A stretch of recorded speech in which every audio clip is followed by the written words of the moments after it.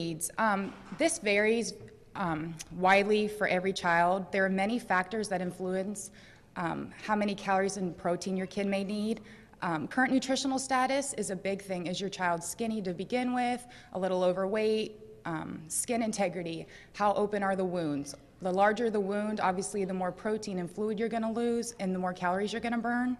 Activity level, some of our kids are very active, run, play, walk. Some are more sedentary, and some also are wheelchair bound, so that can play a big factor in the amount of calories. Genetics.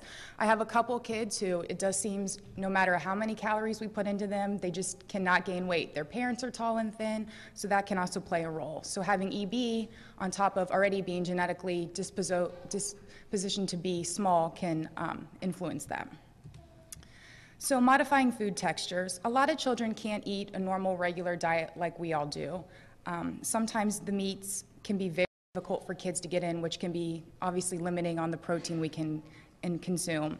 Some children may need pureed diets, which may be more like baby food consistency, where things need to be blended with gravies and fluid and that kind of thing to thin them down. Some do fine with mechanical soft, which tends to be a little bit more lumpy food, but maybe avoiding things like French fries and tough foods.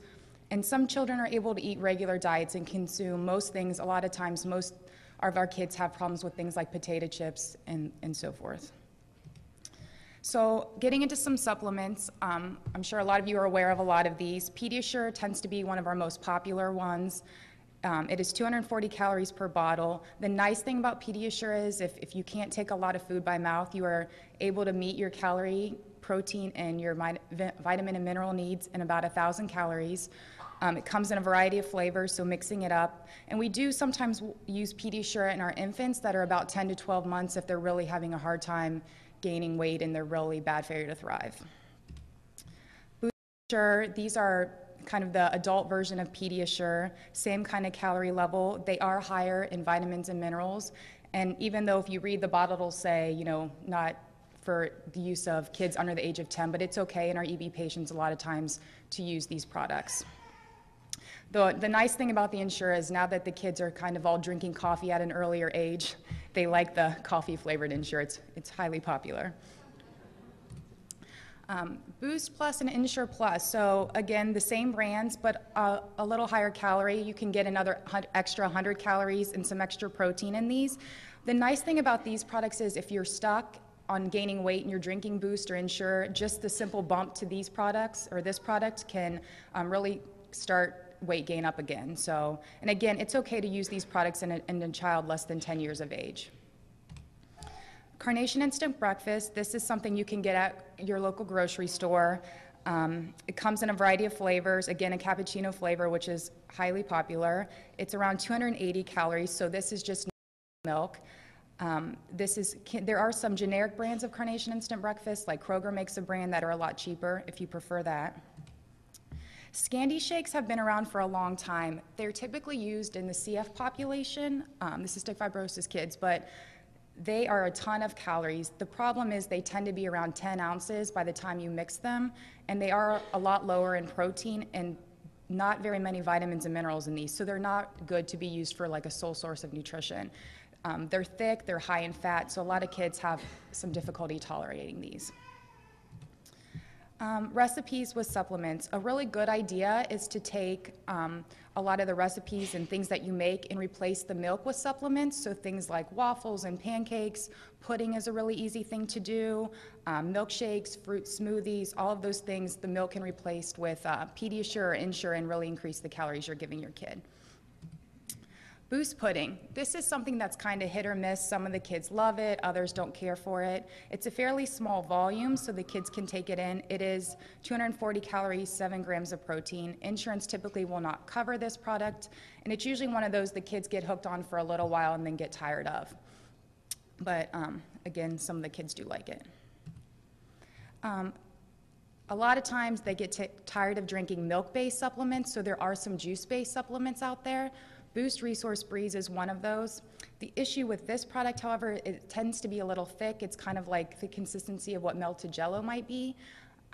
But again, the same kind of calories that a Boost or a Pediasure would have. a lot of times what parents will do is mix this with like Sprite or another kind of juice the kid likes, and then it's better accepted. This is a new one out that a couple of the moms have actually brought to me. I don't know how new it is, but it's new to me. It's called Isopure Plus.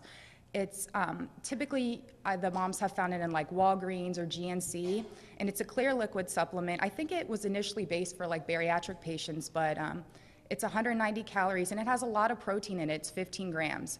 Not very many vitamins and minerals, and it's fairly expensive. It's around $35 for 24 bottles. But if anyone has tried this, I'd love some feedback on this product.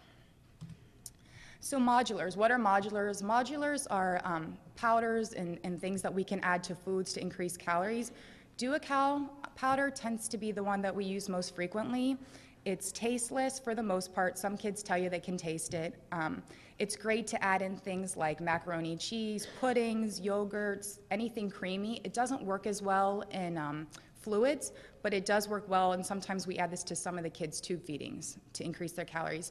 1 tablespoon will get you around 42 calories. Polycose powder is another powder that it's supposed to be tasteless, odorless. This is just purely carbohydrate based, so it's a little less calories. It's around 23 per tablespoon. So we typically will use the DuaCal over this, again, because you can get about double the calories per the amount. Beneprotein, I get asked a lot about this. My kid needs a lot of protein. The problem with Beneprotein is it does not have a good taste to it. If you've ever tried protein shakes or protein powders, they typically are bitter. So a lot of the kids will definitely realize that it's in their food and not typically take well to this. It's better used in adding to tube feedings and that kind of a thing. High calorie additives, again, trying to get as much as you can in every bite a child takes.